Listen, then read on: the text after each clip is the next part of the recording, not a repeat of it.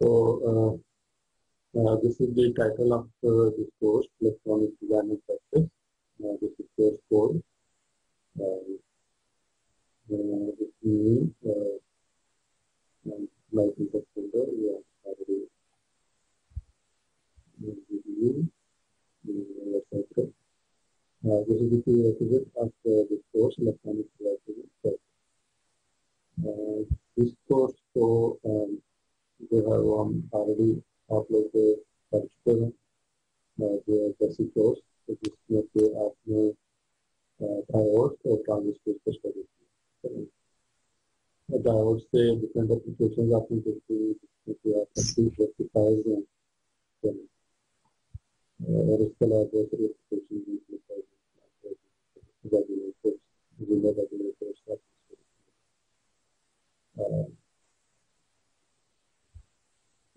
इसके अलावा ट्रांजिस्टर आपने कवर किए। ट्रांजिस्टर में आपने बीजेटी और एफईटी, ये दो ट्रांजिस्टर टाइप आपने स्टडी। तो इन्हीं ट्रांजिस्टर्स से हम आगे प्रोसीड करेंगे। Transistor is a very important device जिससे आप आगे बहुत सारी एप्लीकेशन डिवेलप कर। तो ट्रांजिस्टर से जैसे कि फंडामेंटल जो एप्लीकेशन आपने जो इम्पोर्टेंट एप्लीकेशन आपने देखी है वो है amplifier. Transistor as an amplifier. Amplifier आप बीजेटी से भी बना सकते हैं और एफईटी से भी बना सकते हैं। अब एम्पलीफायर बेसिकली क्या करता है, सिग्नल को एम्पलीफाई करता है, ठीक है ना। उसको आप एक इनपुट सिग्नल अप्लाई करते हैं और आउटपुट करता है एक आपको उस सिग्नल का एम्पलीफाइड वर्जन मिल जाता है, उसका गेन इंक्रीज हो जाता है, ठीक है ना। तो एम्पलीफायर का जो मेन पर्पज है, one of the purpose signal को तो एम्पलीफाई करते हैं, उसको इनलार्ज कर देते हैं। अब सिग्नल का जो एम्पलीफिकेशन है वो दो तरह की हो सकती है। एक आपकी वोल्टेज एम्पलीफिकेशन होती है और करंट एम्पलीफिकेशन। वोल्टेज एम्पलीफायर होती है, करंट एम्पलीफायर होती है। तो जैसे आपका जो कॉमन कलेक्टर एम्पलीफायर होता है वो आपका करंट एम्पलीफायर है, वो वोल्टेज को एम्पलीफाई नहीं करता, करंट। तो अगर आप देखें तो जो कुछ जैसे कॉमन एमिटर एम्पलीफायर है, वोल्टेज को भी एम्पलीफाई करता है करंट।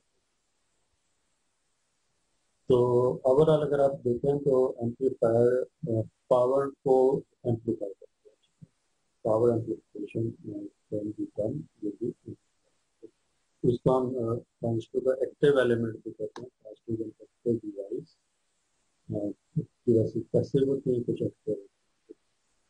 एक्टिव डिवाइसेस वो होती हैं जो कि पावर को एम्पलीफाई करती है, जिसमें the transistor is the only device which can amplify power. इसके अलावा डायोड है, resistors, capacitors, इंडक्टर्स, जितने भी कंपोनेंट्स हैं पैसिव, ठीक है। तो ये जो एम्पलीफायर है ना, this is the starting, this is our starting, ठीक है। क्योंकि आप ईडीसी के कोर्स में इसके ऊपर अच्छा खासा स्टडी करके एम्पलीफायर करके बनाते हैं, इसकी क्या क्या रिक्वायरमेंट्स हैं।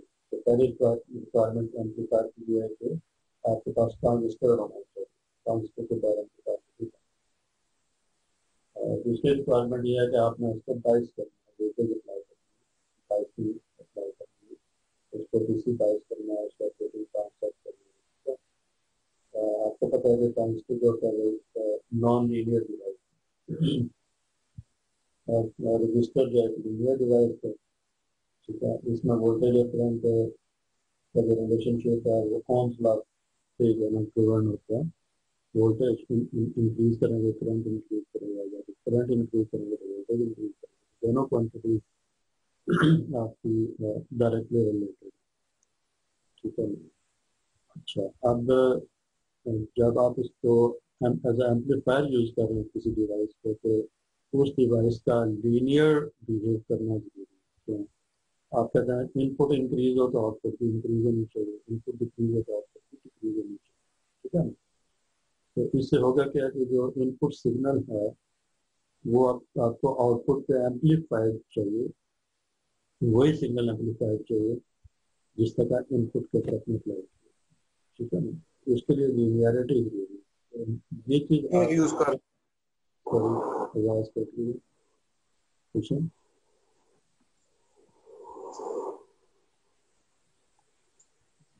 ये हनान आप पूछ रहे हैं जी?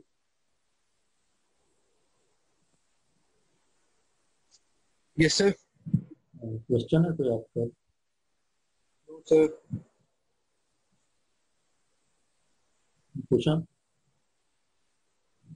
क्वेश्चन नहीं है सर। अच्छा चलो ठीक है, तो आप ना माइक बंद कर देंगे प्लीज। जब क्वेश्चन हो तो बेशक आप यहाँ पे रेज हैंड कर सकते हैं या तो माइक ऑन कर सकते हैं, ठीक है। आप फॉलो कर रहे हैं आप लोग जो मैं बात कर रहा हूँ?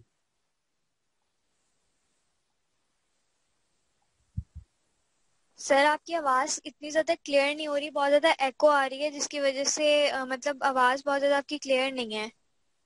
अच्छा सर थोड़ा सा आप अपना माइक ठीक कर दें प्लीज, ताकि हमें आपकी आवाज बिल्कुल क्लियर आए। ठीक है। अच्छा अभी बताएं कि आपको मेरी आवाज क्लियर आ रही है? जी सर, बेटर है। मतलब अभी भी सेटिस्फेक्टरी नहीं है?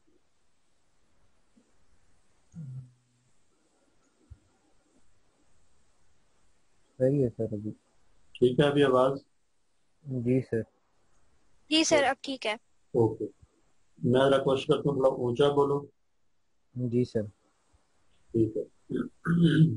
अच्छा मैं ये कह रहा था कि इलेक्ट्रॉनिक डिवाइसेस एंड सर्किट, यहाँ से ये हमारा स्टार्टिंग पॉइंट है, ठीक है, इस कोर्स के लिए।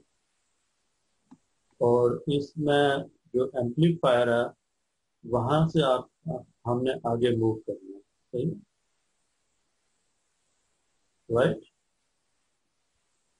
Yes sir.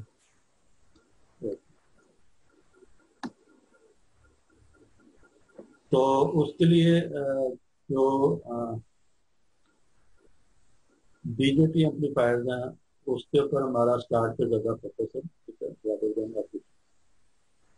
बीजेटी में आपने जो चैप्टर 3, 4 और 5 इस बुक से पढ़े थे, electronic devices and circuit theory एलाइजेशन, ठीक है, डॉक्टर बायस्टर। ये बुक आप लोगों के पास है ऑलरेडी? ये बुक में आपको दिखा देती हूँ, देखिए इसकी सॉफ्ट कॉपी मेरे पास है एलाइजेशन की, वो मैं आपको शेयर करूँगा, ठीक है right? सर प्लीज आप बुक्स हमारे साथ शेयर कर दीजिएगा। ओके ठीक है। वैसे मैंने आपको ना मूडल के ऊपर जो ये कोर्स क्रिएट हो चुका हुआ डिपार्टमेंट की तरफ से एलएमएस के ऊपर, तो उसके ऊपर मैंने जो ये लेक्चर 1 है इसकी स्लाइड्स, जो भी आज के लेक्चर में मटेरियल कवर कर रहा हूँ मैं, बुक भी, ये आपको सारा मटेरियल वहाँ पे भी है, मैं आपको व्हाट्सएप ग्रुप पे भी व्हाट्सएप ठीक है। तो इस बुक में जो हम चैप्टर 3, 4, 5 अगर आपको याद हो, मैं इसको ओपन करती हूँ।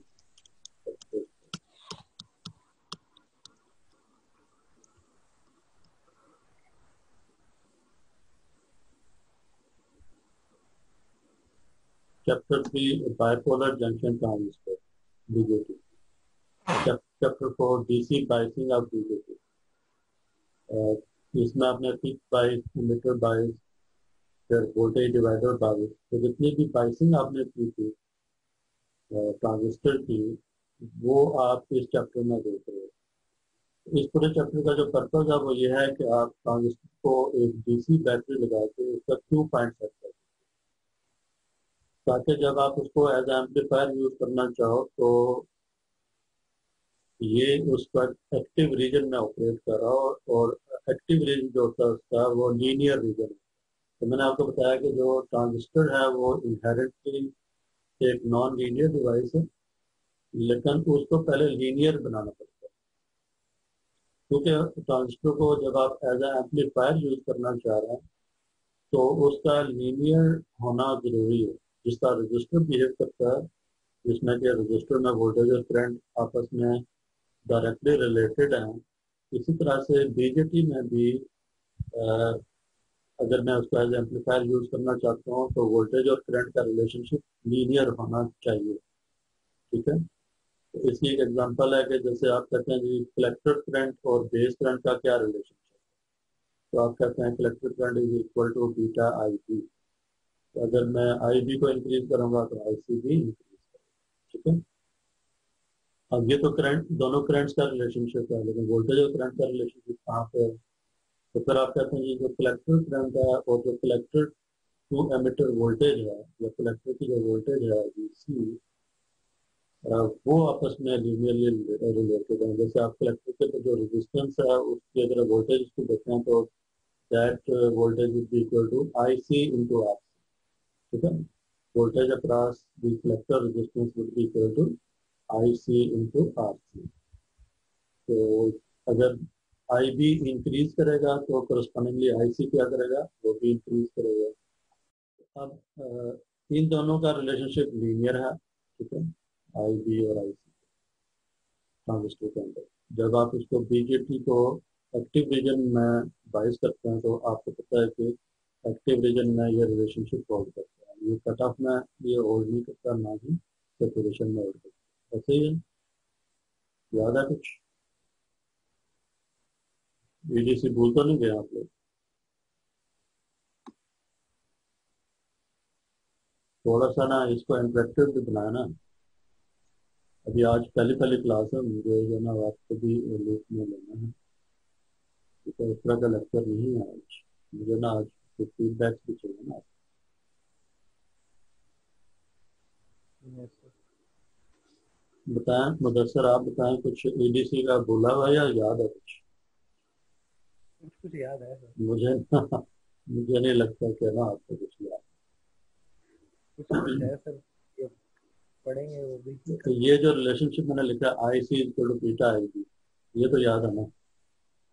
जी सर। तो ये बताओ ट्रांजिस्टर के कितने मोड ऑफ ऑपरेशन होते हैं?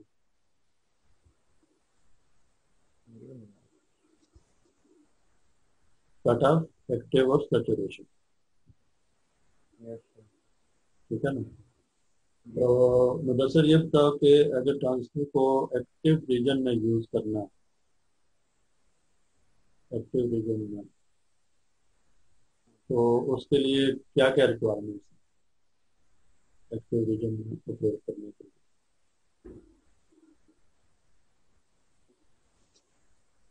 मैं आपको ट्रांजिस्टर दे दूं और मैं कहूँ कि ना इसको एक्टिव रीजन में ले लो, आप क्या करें?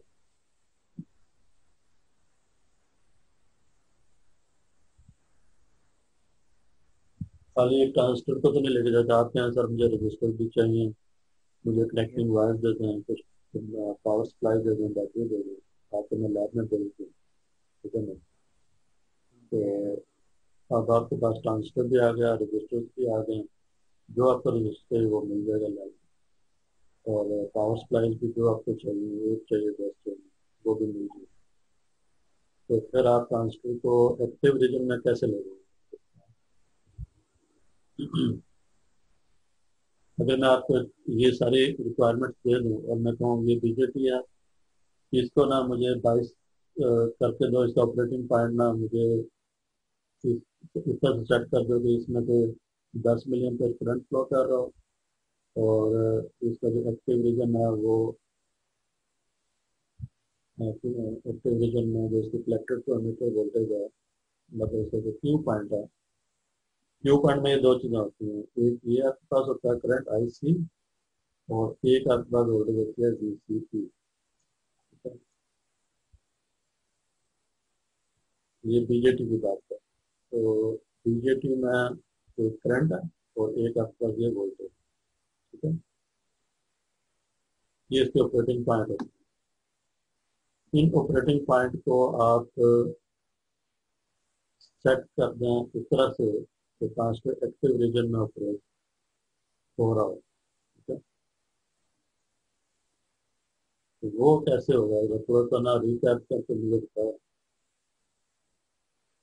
क्योंकि अभी तो मैं इस चीज़ की ना तो स्लाइड बना सकता हूँ, अगर आप कहेंगे मैं इसको लेक्चर में कवर करूँगा, ये मैं पुरानी चीज़ है। ग्रामीण बाइसेक्टर।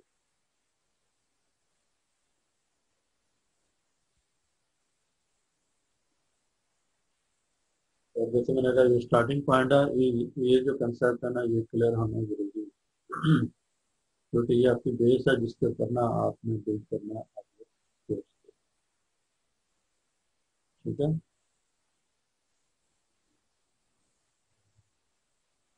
तो अगर आप को चीज़ें भूली भी हैं तो आई विल रिकमेंड कि आप ना ये चैप्टर रिवाइज करें, चैप्टर 3 को रिवाइज करें। अभी इस वीक में ना आपको मैं ज़्यादा जो है वो चीज़ें नहीं पढ़ाऊँगा, आपको ये टास्क दे रहे हैं तरह से कि ये ना 3 चैप्टर आप करके, ठीक है। क्या करते हैं तो उसमें भी आप चैप्टर 3 और 4 को जरा ना डालें पहले, इसके बाद में। So this is what is called biasing, ठीक है। ये PNP ट्रांजिस्टर, इसको बेस इमिटर के ऊपर ये वोल्टेज सप्लाई देंगे, फिर बेस और कलेक्टर के ऊपर एक वोल्टेज सप्लाई देंगे, ठीक है। तो ये जो ट्रांजिस्टर है ये बाइस हो गया,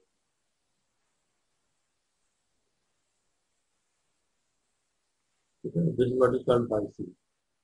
तो किसी भी ट्रांजिस्टर को जब आप एज एम्पलीफायर यूज करना चाह रहे हैं तो जो सबसे पहला स्टेप होता है वो उसकी बाइसिंग है।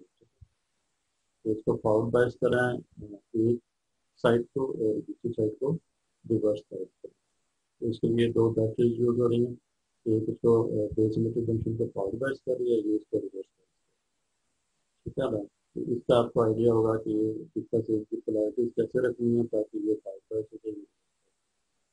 तो जब भी आप वोल्टेज अप्लाई करेंगे तो करंट फ्लो करेंगे ट्रांजिस्टर में, जब करंट फ्लो करेंगे तो इन ट्रांजिस्टर के टर्मिनल्स के ऊपर वोल्टेज स्टैब्लिश होगी इन वोल्टेज की वजह से। तो कुछ ना इसके ऑपरेटिंग पॉइंट सेट होगी, इसका भी बिहेवियर होगा, कैरेक्टरिस्टिक, और उसके बाद फिर इसका ये रिलेशनशिप ना दिखा जा रहा है, ये इसका क्यू पॉइंट यहाँ पे सेट हो गया, ठीक है। तो क्यू पॉइंट जो है वो बेसिकली इसका जो फर्स्ट क्वाड्रेंट में 2 डायमेंशनल स्पेस के ऊपर इसके ये दो वेरिएबल्स हैं VCE और I, ठीक है। ये इस पॉइंट के कोऑर्डिनेट्स, इस पूरे प्लान के ऊपर ये क्यू पॉइंट आता है, कहीं पे भी हो सकता है। तो इलेक्ट्रिक करंट कितना है और इलेक्ट्रिक वोल्टेज,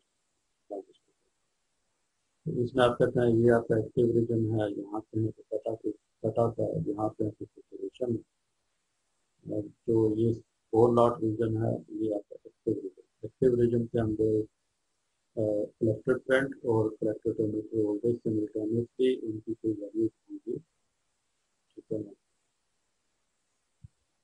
जबकि कट ऑफ में कलेक्टर करंट 0 होगा, ठीक है, और कलेक्टर वोल्टेज जो है मैक्सिमम है, ठीक है। जबकि सैचुरेशन में कलेक्टर वोल्टेज 0 होगी और करंट जो है ना मैक्सिमम, ठीक है। जबकि एक्टिव रीजन में दोनों जो है वो नॉन जीरो होंगे, ठीक है ना। और इस प्लान के ऊपर कहीं पर भी आप इसका क्यू पॉइंट सेट करें।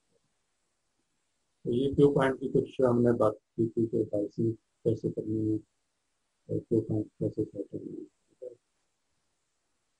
तो ये आपका ट्रांसफर एम्पियर ट्रांसफर है, ये इसको आपने बाइस किया हुआ है, इसको सप्लाईज, इसको पावर बाइस किया हुआ है, इस जंक्शन को रिवर्स बाइस किया हुआ है, ठीक है।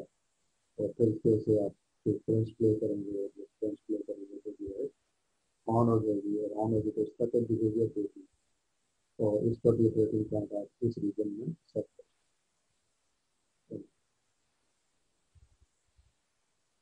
तो ये ऑपरेटिंग पॉइंट कैसे सेट होना है, वोल्टेज कैसे अप्लाई करनी है, ये बिहेवियर कैसे शो होता है कि आप बेस करंट को इंक्रीज करते जाते हैं तो इलेक्ट्रिक करंट भी इंक्रीज करते जाता है, ये बेस करंट होता है, ये आपका करस्पॉन्डिंग इलेक्ट्रिक 10 माइक्रोन पे 10 मिलियन के इलेक्ट्रिक, तो जो बेस करंट इंक्रीज करेगा 10 से 20 होगा तो इलेक्ट्रिक करंट 10 मिलियन पे 20 से ये 30 पे जाएगा तो ये भी तकरीबन 30 पे चला जाएगा। तो थोड़ी सी नॉन लीनियर है, फ्लैट नहीं है, जिससे थोड़ा सा फर्क पड़ जाता है।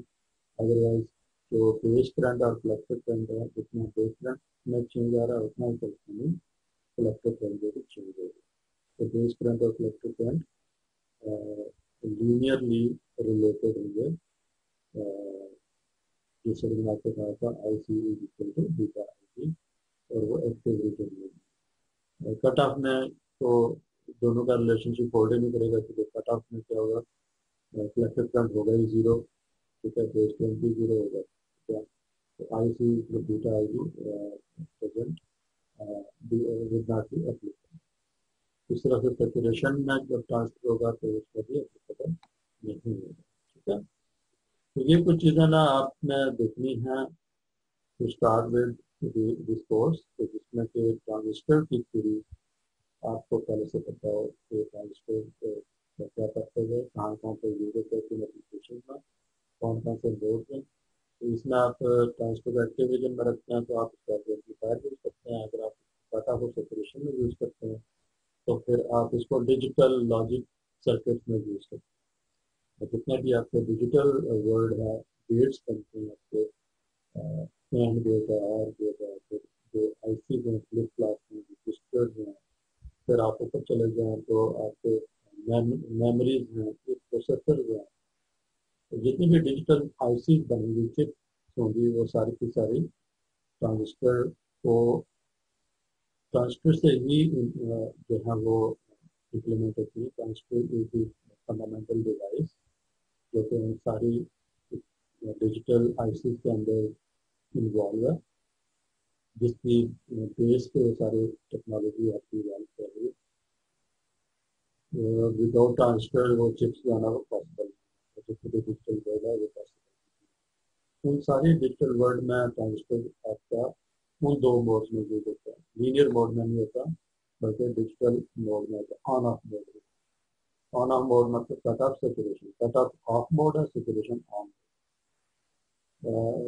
जो बीजेटी हैं उनसे भी चिप्स बनती हैं, जो कि टीटीएल गेट्स होते हैं, आपने नाम सुना होगा टीटीएल क्या है, ठीक है।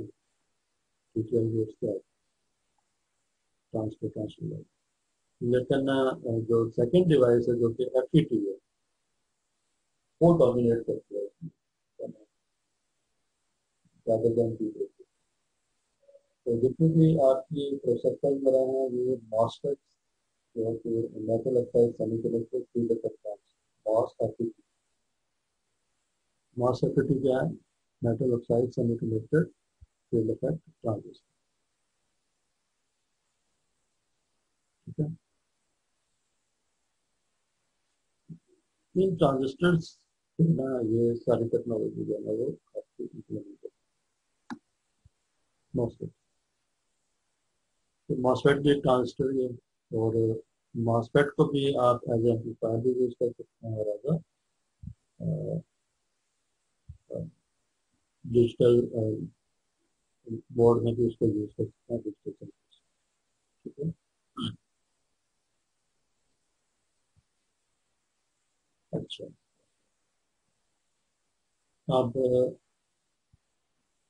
इस कोर्स में हम क्या कुछ करेंगे। इस कोर्स में हम जैसे मैंने अभी आपको डिजिटल आईसी की बात की, तो एनालॉग आईसी भी आपकी जो है वो अवेलेबल हैं।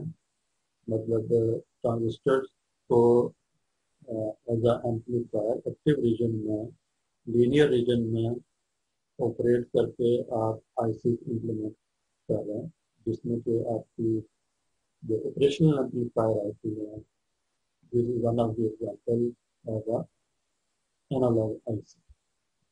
तो जिससे कि आप ट्रांजिस्टर को आप सिंगल ट्रांजिस्टर से आप एम्पलीफायर बनाते हैं, इसी तरह से आप इंटीग्रेटेड ट्रांजिस्टर मतलब एक से ज्यादा ट्रांजिस्टर को यूज करके भी एम्पलीफायर्स बना सकते हैं, और वो ज़्यादा अच्छे एम्पलीफायर होते हैं rather than by using a single transistor. अब ये स्लाइड आपको नजर आ रही है? तो स्लाइड उसे नजर आती है लेकिन हमकी आवाज नहीं समझ आती। हाँ वो तो ठीक है, मैं कह रहा हूँ इस स्लाइड में ये चैप्टर 9 से ऑनवर्ड आपका कोर्स क्या है, ये पार्ट तो क्लियर हो गया ना। यस सर ये हो गया। और उसके बाद फिर आप चैप्टर 10 ऑपरेशनल एम्पलीफायर इस पे आ जाएंगे, सही। तो इस कोर्स में मेनली ना आपका मोर देन 50% आपका ऑपरेशनल एम्पलीफायर दिए जाएंगे, ओपैम्प्स। ओपैम्प पहले आपने नाम सुना हुआ है, कहीं देखे हैं? यस सर, देखिए मैं ये नाम भी सुना है, यूज भी किया। तो ये ओपैम्प लीनियर आईसी की कैटेगरी में आता है या फिर डिजिटल?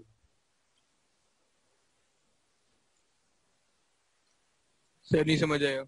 मैं कह रहा हूँ ओपैम्प जो होती है वो लीनियर आईसी है या डिजिटल आईसी है?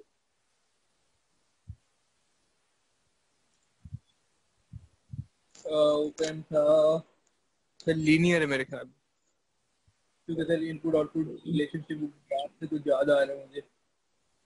लीनियर में और डिजिटल आईसी में क्या फर्क होता है? लीनियर आईसी की इनपुट किस तरह की होती है और डिजिटल आईसी की इनपुट किस तरह की होती है, और आउटपुट कैसी होती नहीं याद नहीं है है? सॉरी, सर, अब ये डिफरेंस याद नहीं है मुझे। जो एनालॉग सिग्नल और डिजिटल सिग्नल का पता है ना, एनालॉग सिग्नल किस तरह का होता है और डिजिटल सिग्नल किस तरह का होता है?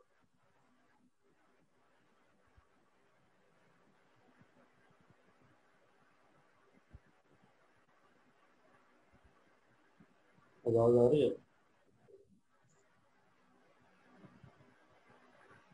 Hello hello. जी, आपको यस आवाज सर, आवाज आ रही है? मेरे भाई है। ओके।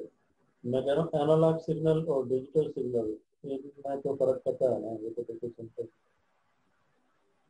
यस सर, थोड़ा थोड़ा याद था, अभी वो भी भूल गया हुआ है। एनालॉग सिग्नल की कोई एग्जांपल दो, एनालॉग सिग्नल किस तरह का, किस तरह की शेप होती है उसकी एनालॉग सिग्नल?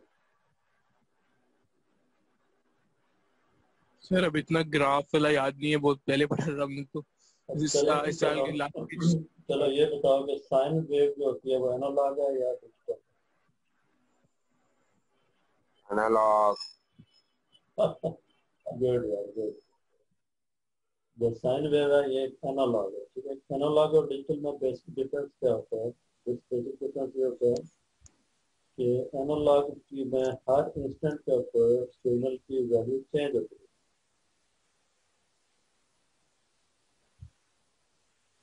ठीक है। Yes sir. जबकि डिजिटल में एक स्पेसिफिक पीरियड ऑफ टाइम के लिए, इंटरवल ऑफ टाइम के लिए सिग्नल एक लेवल पे होता है, ठीक है। और उसके बाद किसी और ड्यूरेशन के लिए सिग्नल दूसरे लेवल पे होता है। ये जो सिग्नल है ये, एक्सक्यूज मी सर। जी जी, सर आपने अभी जो हमें बताया है कि आप हमारे कोर्स जो ईडीपी का कोर्स हमने पढ़ना है उसके अंदर कौन कौन से चैप्टर्स इंक्लूड होंगे?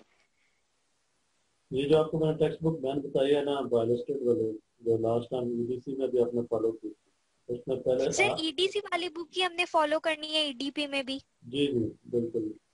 Mainly okay sir. मेनली यही बुक होगी, इसके साथ एक एडिशनल बुक और भी है, तो उसको भी हल्का सा हम टच करेंगे। ये जो चैप्टर 8 है ना, चैप्टर 8 तक जी ये सर। ये आपके ईडीसी में आपने कवर किया 1 to 8, ठीक है। जी सर। ये अपने जी ईडीसी में सर। कवर, ठीक है ना, EDC। और जो चैप्टर 9 से ऑनवर्ड हम चलेंगे आगे, तो सिलिकॉन ऑफ टेस्ट में चैप्टर 15 तक, ये, ठीक है। ये आपके आगे ईडीसी में, ठीक है। जी सर। तो इसमें सर और जो दूसरी बुक आप बता रहे हैं उसके कौन कौन से चैप्टर्स होंगे? उसमें मैं आपको कहूँगा, मैं 7 चैप्टर होगा, चैप्टर 7 और 8, उसमें से ओके सर। वो मैं आपको शेयर कर दूंगा। तो इसमें मैं बता रहा हूँ कि ये जो डिस्क्रीट और इंटीग्रेटेड, इसका फर्क पहले आपको क्लियर होना चाहिए कि what is discrete and what is integrated. और फिर आपको फर्क पता होना चाहिए what is linear and what is digital. तो लीनियर और इसको एनालॉग भी कहते हैं, एनालॉग और digital. Analogue IC, digital IC, ठीक है। एनालॉग आईसी वो होती हैं जो कि जो एनालॉग सिग्नल के ऊपर काम करती है, ठीक है, जैसे आपका ये एक एनालॉग सिग्नल है, साइन वेव और ये क्या है, ये एनालॉग है। ये आपका सिग्नल ऊपर वाला सिग्नल, ये आपका डिजिटल सिग्नल। जी सर, ये क्लियर है। बिल्कुल। तो एनालॉग सिग्नल जितने भी हैं आपके, उनकी जो प्रोसेसिंग आपने करनी है वो आप इन ओपन के थ्रू करते हैं, और इन ऑपरेशनल एम्पलीफायर आईसी जो कि लीनियर आईसी है या इनको एनालॉग आईसी कहते हैं, इनको यूज करके इनकी इनपुट भी एनालॉग होती है, आउटपुट भी एनालॉग होती है। ठीक है, वो चाहे इनपुट साइन वेव दे दें, आप कोई और सिग्नल दे दें, कोई वॉइस सिग्नल दे दें, कोई और आप टेम्परेचर सेंसर से कोई डाटा उठा लें जो कि चेंज हो रहा है। ठीक है, तो उन सिग्नल्स को ना ये आप आईसी उन सिग्नल्स के ऊपर ऑपरेट करें। ठीक है,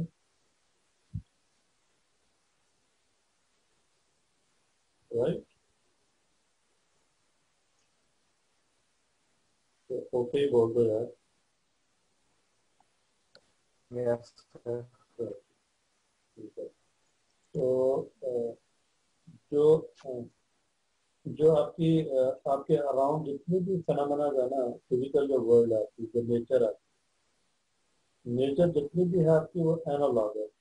ये आपको पता है ना कि जो आप बोल रहे हैं, जो आप सुन रहे हैं, जो आपके अराउंड फिजिकल फेनोमेना हो रहे हैं, आपका रूम का टेम्परेचर चेंज हो रहा है, एयर का प्रेशर है, और कोई प्रोसेस है आपका, जो भी प्रोसेस चल रहा है, कोई नेचर के अंदर है या कोई इंडस्ट्री के अंदर कोई प्रोसेस चल रहा है, कोई बायोलॉजी सिस्टम है इंडस्ट्री के अंदर,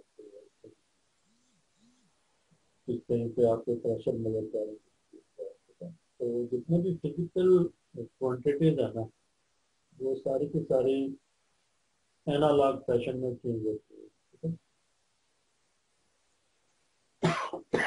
तो आप कह रहे हैं कोई भी एक मैं सिस्टम दे रहा हूँ, कोई भी ब्लॉक डायग्राम, कोई भी सिस्टम ले, कोई भी एप्लीकेशन आप सोच लो, right from starting from your electric fan, पंखे की मिसाल ले लो, या आप किसी एरोप्लेन पे चले गए, जहाँ पे एरोप्लेन में कुछ उसका इंजन चल रहा है, उसके विंग्स होंगे, तो सेटेलाइट चल रहा है, कोई और इंडस्ट्री का कोई सिस्टम देख लो, कोई मोटर है, तो उसकी इनपुट जो होगी वो हमेशा एक, उसकी जो फिजिकल क्वांटिटी होगी वो एक एनालॉग होगी, चेंज होगी, तो जो उससे आउटपुट निकलेगी वो भी एक एनालॉग निकलेगा। ठीक है, वो भी टाइम के साथ चेंज होगा।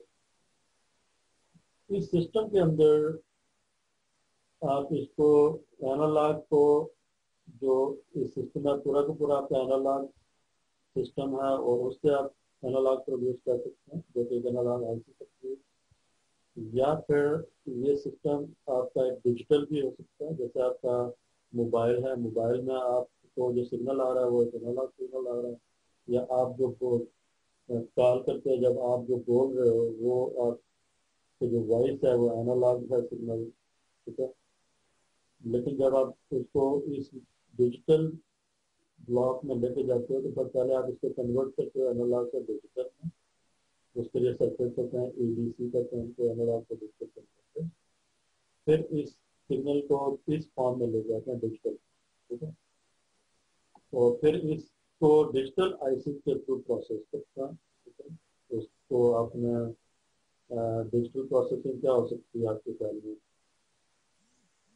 डिजिटल सर्किट्स आपने देखे हैं, उनकी आप कोई भी फंक्शन परफॉर्म करना चाह रहे हैं, उसके डिजिटल वर्ल्ड के अंदर आप सिग्नल को कंप्रेस करना चाह रहे हैं, उस सिग्नल को सेव करना चाह रहे हैं अपने हार्ड डिस्क के ऊपर या मोबाइल में, अपने एसडी कार्ड के ऊपर सेव करना चाह रहे हैं, तो जितने भी इसको डिजिटल प्रोसेसिंग है वो इस ब्लॉक में आ जाएगी, तो डिजिटल आ जाएगा। उसके बाद जब वापस आपने उसको सुनना होगा, जैसे स्पीकर के ऊपर सुनते हैं, फिर एनालाइज। ठीक है, आपकी जो एप्लीकेशन हैं, कोई भी सिस्टम है उसके अंदर दोनों तरह के जो डिवाइसेस यूज होंगी, एनालॉग भी यूज होंगी, ठीक है, और डिजिटल भी यूज होंगी। ठीक है,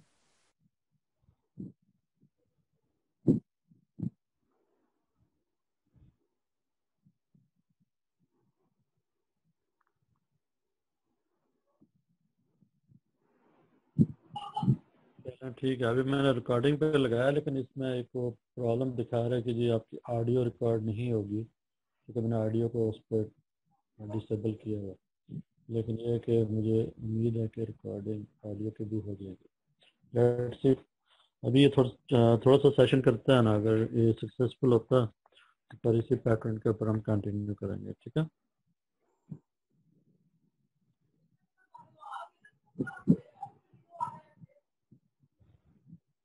ओके। अभी जो है ना वो ये कोर्स कंटेंट्स आपको विजिबल हैं? Yes sir.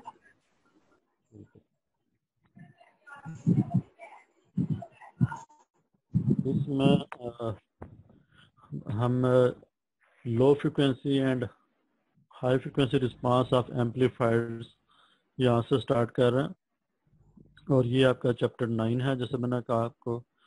और ये आपके जो बीजेटी एम्पलीफायर्स और एफएटी एम्पलीफायर्स जो कि आपने पिछले कोर्स में कवर किए हुए, वही सर्किट्स आप यहाँ पे दोबारा से देखेंगे और उनका एनालिसिस आप फ्रीक्वेंसी के पर्सपेक्टिव में करेंगे। ठीक है ना। पहले जो उनका एनालिसिस किया वो आपने गेन उसका कंप्यूट किया था कि एम्पलीफायर का कितना गेन है, वोल्टेज गेन। अब आप उसका एनालिसिस करेंगे फ्रीक्वेंसी के पर्सपेक्टिव से कि उसका जो गेन है वो मैंने आपको बताया कि उसका गेन फ्रीक्वेंसी के साथ साथ चेंज होता है। ठीक है ना। फ्रीक्वेंसी इंक्रीज करें या डिक्रीज करें तो उसका गेन भी इंक्रीज या डिक्रीज करता है। ठीक है। तो कौन सी फ्रीक्वेंसीज के ऊपर उसका गेन मैक्सिमम होगा, कौन सी फ्रीक्वेंसीज के ऊपर उसका गेन मिनिमम होगा, कौन सी फ्रीक्वेंसीज को वो एम्पलीफाई कर सकता है, कौन सी फ्रीक्वेंसीज को नहीं कर सकता। ठीक है ना। आपको पता ना एम्पलीफायर्स कहाँ पे यूज़ होते हैं? एम्पलीफायर्स ऑडियो में यूज़ होते हैं। ठीक है ना, साउंड सिस्टम्स में। तो आप जो बोल रहे हैं आपकी वॉइस वो किस फ्रिक्वेंसी की है, वो आपको पता है कि 20 to 20 किलोहर्ट्ज़ की रेंज में फ्रिक्वेंसी होती है। क्या? तो अगर आप एक ऑडियो एम्पलीफायर बना रहे हैं तो उसको इस फ्रिक्वेंसी रेंज में एम्पलीफाई करना चाहिए और मैक्सिमम एम्पलीफाई करना चाहिए जितनी आपकी एम्पलीफायर की रिक्वायरमेंट है, जितना आप उसको गेन देना चाह रहे हैं, ये जितनी उसको पावर देना चाह रहे हैं। ठीक है। इसी तरह से कोई और एप्लीकेशन ले लें, कम्युनिकेशन की अगर एग्जांपल ले लें तो कम्युनिकेशन में आपको पता है कौन कौन सी फ्रिक्वेंसीज पे कम्युनिकेशन होती है। अगर आप रेडियो कम्युनिकेशन की बात करें तो वो किलोहर्ट्ज़ में होती है। आपने एनालॉग रेडियोस देखे होंगे आप। उसके बाद आप एफएम रेडियोस हैं, वो मेगाहर्ट्ज़ की रेंज में चले जाते हैं। फिर आपका टेलीविजन है, वो गीगाहर्ट्ज़ की रेंज में सिग्नल्स को एम्पलीफाई करता है और फिर आप लॉन्ग डिस्टेंस के ऊपर सिग्नल ट्रैवल करता है। इस तरह से जो मोबाइल की कम्युनिकेशन है जीएसएम, ठीक है ना, ये गीगाहर्ट्ज़ के ऊपर कम्युनिकेशन होती है।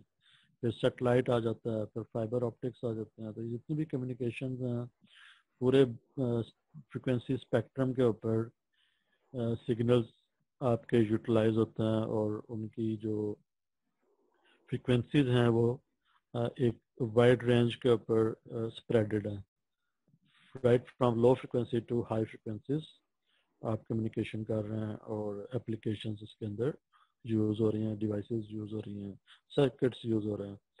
तो उन सर्किट्स में से एक एम्पलीफायर भी एक सर्किट है जो कि वहाँ पे यूज़ हो रहा है। ठीक है। और वो किन फ्रिक्वेंसीज पे यूज़ हो रहा है और किस पर्टिकुलर डोमेन में है, किस पर्टिकुलर एप्लीकेशन पे है। ठीक है। मोबाइल में हो रहा है, टीवी के अंदर हो रहा है।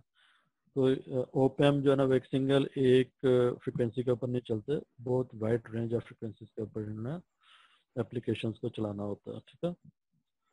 तो कौन सी फ्रिक्वेंसीज के ऊपर आप उस पर्टिकुलर एप्लीकेशन में उसको यूज़ कर रहे हैं, उस पर्टिकुलर एप्लीकेशन में उन फ्रिक्वेंसी रेंज के ऊपर वो किस तरह से गेन प्रोवाइड कर रहा है आपके इंटरेस्ट का। आप चाहते हैं कि ये सिर्फ 1 मेगाहर्ट्ज़ के सिग्नल्स को या इसके अराउंड के सिग्नल्स को मुझे इसके ऊपर मैक्सिमम गेन दे, और उसके जो बियॉन्ड बहुत लो फ्रिक्वेंसीज के ऊपर या बहुत हाई फ्रिक्वेंसीज के ऊपर मुझे कोई कंसर्न नहीं है, वो एम्पलीफाई ना भी करे। तो मेरा काम जो है ना इस वक्त इस 1 मेगाहर्ट्ज़ के अराउंड सिग्नल्स में इंटरेस्टेड हूँ मैं, जिनको इसको एम्पलीफाई करना चाहिए। ठीक है ना। फॉर एग्जांपल आप एफएम रेडियो की बात करें तो मेगाहर्ट्ज एफएम 101 मेगाहर्ट्ज, ठीक है, उस फ्रिक्वेंसी में ही आप उसको इंटरेस्टेड है कि इसको एम्पलीफाई करना चाहिए। तो फ्रिक्वेंसी जो है ना, एक जो टर्म है ये रिलेटेड है कि आप जिस सिग्नल को आप जिस भी सिग्नल के साथ आप डील कर रहे हैं उस सिग्नल के साथ एसोसिएटिव ये पैरामीटर है। तो किसी भी सिग्नल का जो पैरामीटर्स हैं, कोई भी एनालॉग सिग्नल है तो उसके एक पैरामीटर ये है कि उसका टाइम पीरियड कितना है, एक पैरामीटर ये है कि उसका एम्पलीट्यूड कितना है, और एक पैरामीटर ये है कि उसकी फ्रिक्वेंसी कितनी है, ठीक है ना। तो frequency is one of the parameter जो कि उसका टाइम पीरियड और फ्रिक्वेंसी ये दोनों इंटर रिलेटेड है। और इसके अलावा मैग्नीट्यूड उसका है, उसका जो शेप ऑफ द सिग्नल है, ठीक है, उसमें डिस्टॉर्शन भी एक सिग्नल का पैरामीटर हो सकता है। तो सिग्नल में बहुत सारे पैरामीटर्स होते हैं, उनमें से एक पैरामीटर सिग्नल का फ्रिक्वेंसी होता है, ठीक है। तो मैंने आपको बात की कि सिग्नल जो है ना वो दो तरह के मेनली होते हैं, एक आपका एनालॉग सिग्नल होता है और एक डिजिटल सिग्नल होता है, ठीक है। आवाज आ रही है आप लोगों को?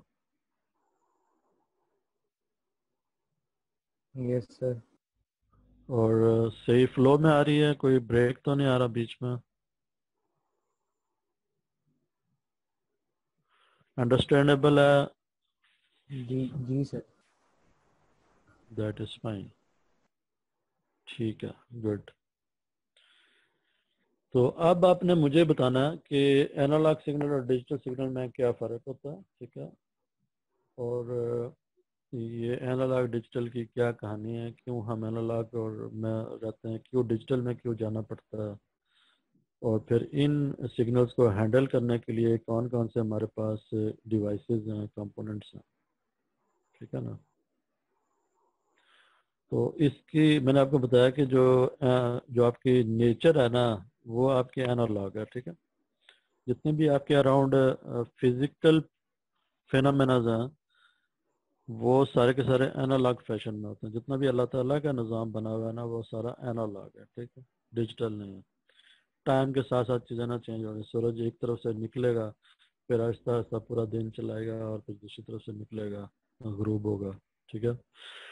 इसी तरह से आपके हवा चल रही है तो हवा जो है ना वो डिजिटल में नहीं चल रही है, वो एक सर्टन पैटर्न के ऊपर स्पीड उसकी इंक्रीज होती है डिक्रीज होती है। इस तरह से आपका टेम्परेचर है, रूम टेम्परेचर, वो ग्रेजुअली चेंज होता है, ठीक है ना।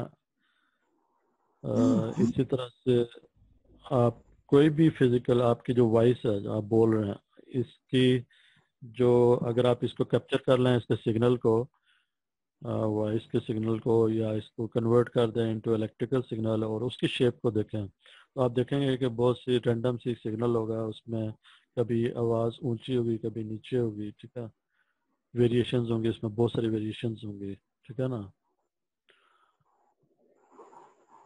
तो तो आपके जो सिस्टम है जो डिजिटल सिस्टम्स हैं वो डिजिटल सिग्नल्स के ऊपर ऑपरेट होते हैं, जो एनालॉग सिस्टम्स हैं एनालॉग आईसीज हैं वो एनालॉग सिग्नल्स के ऊपर ऑपरेट करती हैं। एनालॉग उनकी इनपुट भी एनालॉग होती है, आउटपुट भी एनालॉग होती है। जो डिजिटल सिस्टम्स होते हैं उनकी इनपुट भी डिजिटल होती है और आउटपुट भी डिजिटल होती है, ठीक है। ये बात क्लियर होगी? Yes sir. सही है, गुड। तो ये बताएंगे अगर नेचर सारी एनालॉग है तो फिर डिजिटल में कैसे जाते हैं, उस सिग्नल को डिजिटल में कैसे लेके जाते हैं? क्योंकि आपके जो डिजिटल सर्किट्स हैं जैसे आपके मोबाइल के अंदर प्रोसेसर लगा है वो सारा डिजिटल प्रोसेसर है, उसमें उस सिग्नल को डिजिटल में कैसे लेके जाते हैं? जितना भी इंसानों का बना हुआ सिस्टम है ना वो डिजिटल है। मोस्टली जो आप डिजिटल वर्ल्ड की बात करते हैं ना, आपकी जितनी भी अब टेक्नोलॉजी है वो अब डिजिटाइज हो गई है। इंटरनेट, पहले कम्युनिकेशन जो थी एनालॉग कम्युनिकेशन होती थी, अब जितनी भी कम्युनिकेशन है वो सारी डिजिटल है। तो इस तरह की चीज़ें आपको आइडिया है ना कि ये क्या हो रहा है बेसिकली इसमें, कहाँ पे जाके आप डिजिटल में सिग्नल को लेके जाते हैं? आपने कोई सैम्पलिंग वगैरह की पढ़ा हुआ है, सैम्पलिंग क्या होती है, क्वांटाइजेशन क्या होती है, सिग्नल को कैसे एनालॉग से डिजिटल में कन्वर्ट करते हैं और उसी सिग्नल को रिप्रोड्यूस भी कर सकते हैं, सेम सिग्नल को वापस with the very little loss आप उसको वापस रिकंस्ट्रक्ट भी कर सकते हैं।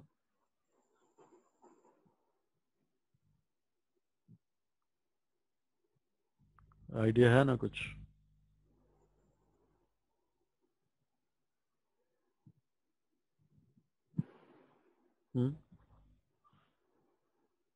Hello, yes sir. बोला करें ना यार, खोल के बोला करें, क्यों परेशान हो रहे हैं, डर क्यों रहे हैं? या थक गए आप? मुझे तो लगता था कि आप लोग थक चुके हैं, सुबह से मुझे बर्दाश्त कर रहे हैं। हाँ। मुदस्सर है अभी? नहीं सर, नहीं। आज का दिन खराब हो गया ना आपका? नहीं सर, ऐसी कोई बात नहीं। कुछ अच्छी बातें भी पता चली हैं या नहीं? जी जी सर। चलें, वेरी गुड। तो मुदस्सर ये बताओ कि दो सिग्नल्स हैं जो कि डिजिटल हैं, उनको ऐड कर सकते हो आप? कोई ऐसी डिवाइस बताओ, मॉड्यूल, जिससे दो सिग्नल्स को जो कि डिजिटल हों उनको ऐड करना हो। समिंग एम्पलीफायर है। समिंग एम्पलीफायर तो एनालॉग को करेगा ना, और ये ऑपरेशनल एम्पलीफायर जो है ना वो यही काम करता है। ये जो आप देख रहे हो ना, अभी मेरा माउस नजर आ रहा है, ऑपरेशनल एम्पलीफायर सर्किट्स, जिसमें कि ये आपके नॉन इन्वर्टिंग इन्वर्टिंग है, जी इंटीग्रेटेड सर। डिफरेंशिएटर है, फिर जी समर एंड सबट्रैक्टर। ओपैम्प जो है बस बेसिकली वो एक एनालॉग आईसी है, उसकी इनपुट भी एनालॉग होगी, आउटपुट भी एनालॉग होगी, ठीक है। और एनालॉग सिग्नल्स को ऐड करना हो, सबट्रैक्ट करना हो, डिफरेंशिएट इंटीग्रेट करना हो, तो फिर हम एक एनालॉग आईसी यूज कर सकते हैं, ठीक है। Yes sir. क्या हम डिजिटल सिग्नल्स को भी ऐड कर सकते हैं? कोई ऐसी डिवाइस बताओ ना, आपने पढ़ी हुई है, मुझे पता है आपने पढ़ी हुई है।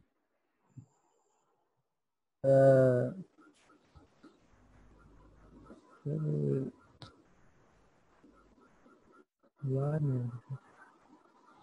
हाफ एडर पढ़ा है, फुल एडर? Yes sir. तो वो क्या करता है? डिजिटल सिग्नल को ऐड करता है। एग्जैक्टली, बिल्कुल। तो डिजिटल सिग्नल्स को ऐड करता है, ठीक है। जी सर। आपका जो ALU होता है, प्रोसेसर का ALU, arithmetic logic unit, yes sir. वो कौन कौन से ऑपरेशन परफॉर्म करता है? सर एडिशन, सब्ट्रैक्शन,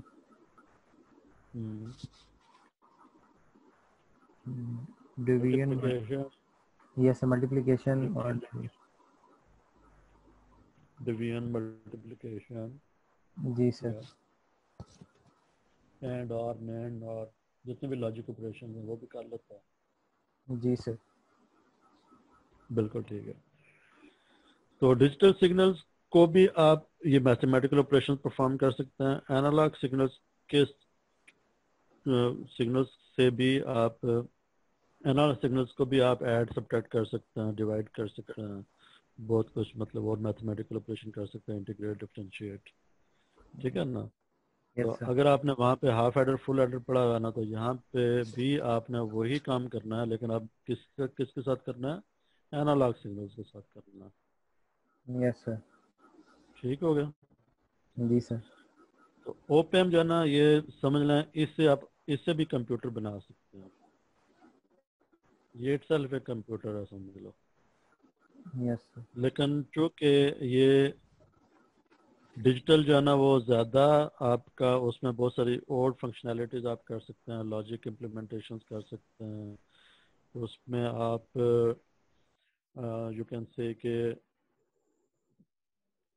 आपने मशीन लर्निंग का नाम सुना होगा, neural networks, algorithms, state machines, ठीक है। Yes sir.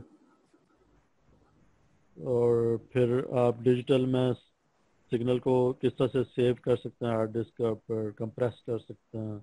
फिर नेटवर्क सिक्योरिटी में बात करें आप तो वहाँ पे आप इसमें इंक्रिप्शन कर सकते हैं, डिक्रिप्शन डाल सकते हैं। तो एनालॉग सिग्नल में डिजिटल सिग्नल में जो वर्सटैलिटी है ना उसकी सिग्नल की प्रोसेसिंग की, वो बहुत वाइड है। और फिर ना उसमें और बहुत सारे फैक्टर्स हैं उसमें। जो आपकी स्टोरेज रिक्वायरमेंट्स हैं वो बहुत मिनिमल होती हैं एज कम्पेयर टू एनालॉग, क्योंकि एनालॉग सिग्नल में इंफॉर्मेशन बहुत ज़्यादा होती है, हर इंस्टेंट के ऊपर उसकी वैल्यू डिफरेंट होती है। जबकि डिजिटल सिग्नल में क्या होता है, डिजिटल सिग्नल में थोड़ी देर के लिए एक वैल्यू होती है, कुछ एक इंटरवल में, फिर कुछ और सेकेंड इंटरवल में उसकी वैल्यू कुछ और होती है, हर इंस्टेंट में नहीं होती, वहाँ पे इंटरवल होती है। ठीक है जी सर। तो इवन जो आप ये इमेज प्रोसेसिंग करते हैं, आप कभी कैमरा से पिक्चर लेते हैं और आप मोबाइल पे सेव करते हैं या लैपटॉप पे सेव करते हैं, तो आपकी जो इमेज होती है ये भी डिजिटल में कन्वर्ट हो जाती है। ठीक है, इसमें आप फिर पिक्सल्स की बात करते हैं कि इसमें कितने पिक्सल्स हैं। अगर पिक्सल्स कम होंगे तो इसका मतलब उसमें डाटा लो होगा, पिक्सल्स ज़्यादा होंगे तो वही फाइल जो है ना वो MBs में चली जाएगी। लो पिक्सल्स वाली फाइल KBs में होगी, हाई पिक्सल्स की फाइल या पिक्चर जो है वो MBs में भी जा सकती है। ठीक है,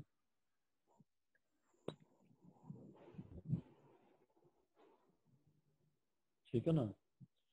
तो इस वजह से ना आप मेमोरी रिक्वायरमेंट, आपको पता है ना, पिक्सल्स बढ़ाते जाएंगे तो आपकी पिक्चर ना क्वालिटी बढ़ती जाती है।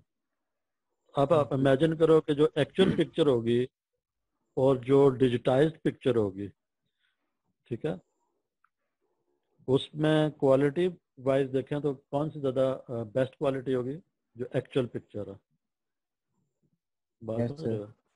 जी सर। इसका मतलब उसमें इंफॉर्मेशन बहुत ज़्यादा है। Yes sir. इसी तरह से अगर एक साइन वेव हो और एक डिजिटल स्क्वायर वेव हो, तो दोनों में जो इंफॉर्मेशन का फ़र्क होगा वो एनालॉग सिग्नल जो होता है उसकी जो डाटा होगा वो बहुत ज़्यादा होगा, डिजिटल का जो डाटा होगा वो बहुत कम होगा। ठीक है, अब यहाँ से देखो कि एनालॉग प्रोसेसर अगर बना लें आप, एक ओपैम के साथ कंप्यूटर बना लें, तो उसकी जब मेमोरी बनेगी या उसका प्रोसेसर बनेगा तो वो उसका साइज कितना होगा, वो एक कमरे जितना हो जाएगा साइज, बड़ा या इससे भी बड़ा हो सकता। तो किसी एक टाइम के ऊपर एनालॉग कंप्यूटर्स भी होते थे, शायद आपने नाम सुना हो कहीं पे यार, एनालॉग कंप्यूटर्स भी होते हैं। जी सर। तो वो फिर बहुत पुराने थे। अब सारा कुछ डिजिटल आ गया, तो क्यों डिजिटल आ गया, एनालॉग क्यों नहीं है?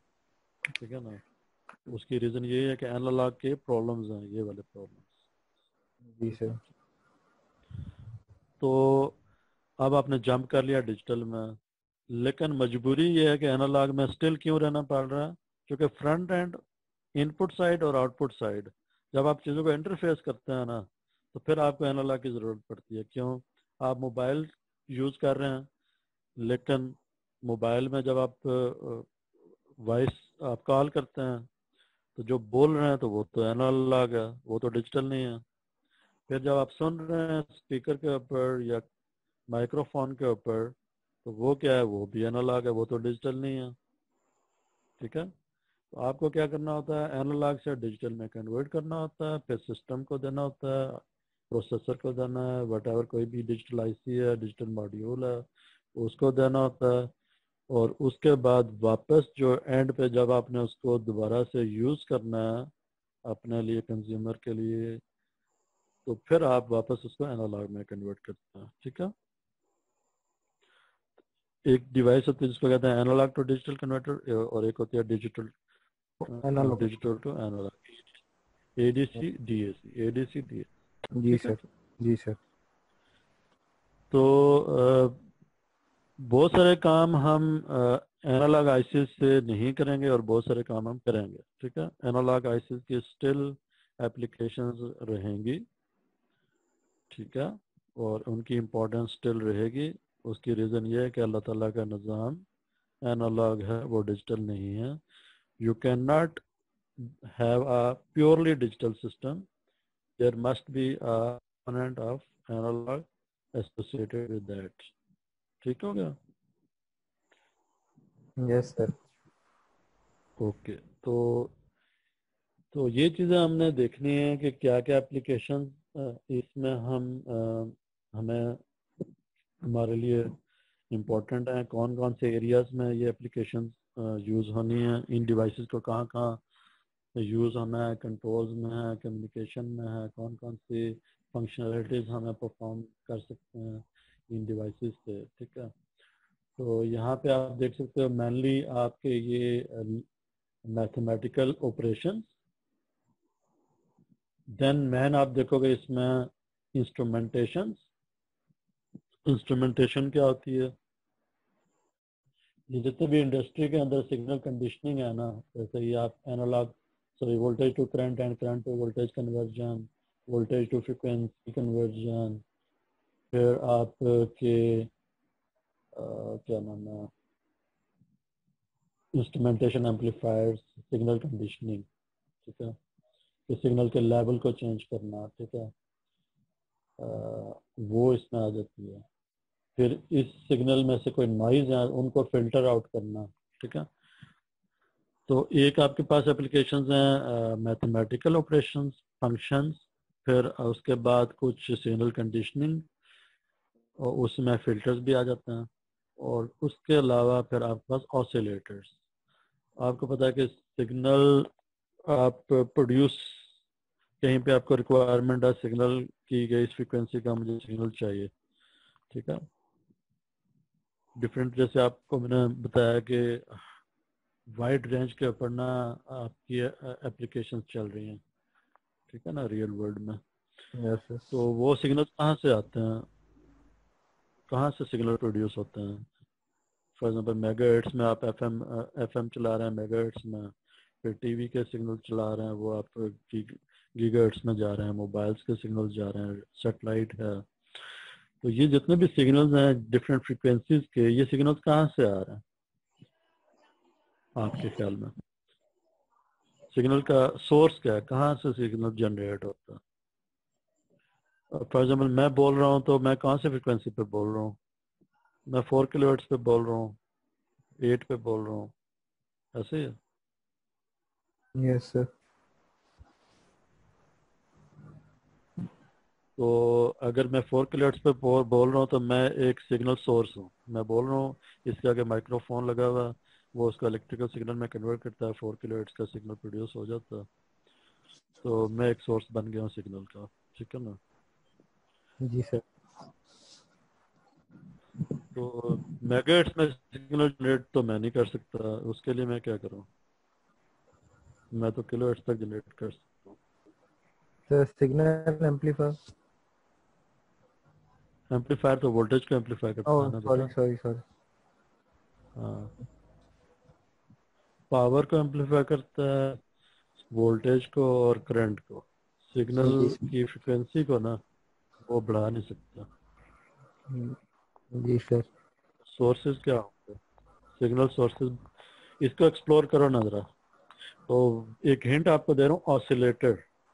आपके लैपटॉप में आप कहते हो मेरा लैपटॉप ना 2.4 गीगाहर्ट्ज पे चल रहा है, तो ये फ्रिक्वेंसी कहाँ से आ रही है उसके पास? इसके अंदर क्या लगा हुआ है?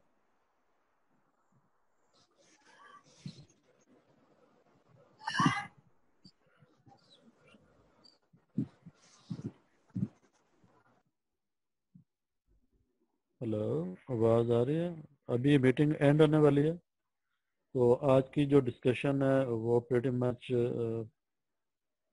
काफ़ी हद तक ठीक हो गई है। एक बैकग्राउंड आपको पता चल गया है, कुछ डायरेक्शन आपको पता चल गई है, यस सर। और इसमें कौन सी डिवाइसेस यूज़ होनी है। मेनली मैंने आपको बताया ओपैम यूज़ होना, और उस ओपैम से डिफरेंट एप्लीकेशंस आप देखोगे जिसमें कि मैंने आपको कुछ बताई हैं, मैथमेटिकल एप्लीकेशंस हैं, उसके मैथमेटिकल ऑपरेशंस हैं, फिल्टर्स हैं, ऑसिलेटर्स हैं, जी सर, इंस्ट्रूमेंटेशन की आपने मैंने कुछ जैसे आज हमें सब्जेक्ट की। कोर्स आउटलाइन बताई है। जी जी। जी तो सर ये हमारी मतलब ये इंट्रोडक्टरी क्लास थी ना, ये आपने इंट्रोडक्शन हमें सारा दिया है, और जब हम नेक्स्ट उसमें आएंगे जी तो हम लोगों ने आप हमारे फर्स्ट लेक्चर से स्टार्ट करेंगे, वो चैप्टर नंबर 9 से स्टार्ट होगा। जी जी बिल्कुल, नेक्स्ट टाइम ना हम चैप्टर 9 से स्टार्ट करेंगे। ओके सर, ठीक है सर। ये आपने आपकी अभी वॉइस बिल्कुल हमें क्लियर आ रही है, मतलब आप जब अपने मोबाइल फ़ोन से ऑनलाइन हुए हैं तो सर हमें बिल्कुल समझ आया है, और सारा मतलब हमें काफ़ी अच्छा समझ आया है। आपकी आवाज़ बहुत क्लियर थी। तो सर आप ठीक है, फिर यही अप्रोच रखें सर, आप मोबाइल से ही कनेक्ट हो जाया करें। ओके। मैं ना इस तरह करूँगा कि स्क्रीन शेयर कर लूँगा लैपटॉप से, जी जी सर, ठीक है। और जो वॉइस जो है ना वो आपकी यहाँ से आपके मोबाइल से ज्वाइन हो जाएगी मेरे पास। जी सर। सर आज तो वैसे भी इंट्रोडक्टरी क्लास थी तो हमें थोड़ा बहुत आइडिया हो गया है। तो सर अब जैसे हम फर्स्ट लेक्चर करेंगे, फर्स्ट लेक्चर में फिर इसी तरह कर लेंगे, क्योंकि अभी लैपटॉप से आपने जो हमें बातें थोड़ी बहुत बताई थी तो सर वो हमें अंडरस्टैंड नहीं हुई। लेकिन सर अगर हमें फर्दर स्टडी कर लेंगे, अगर हमें कोई इशू हुआ तो हम आपसे नेक्स्ट क्लास में पूछ लेंगे। बिल्कुल ठीक है, नेक्स्ट क्लास में मैं दोबारा से आपको 0 से स्टार्ट करा दूंगा, कोई ऐसा मसला नहीं। देन ठीक है sir, thank you so much sir.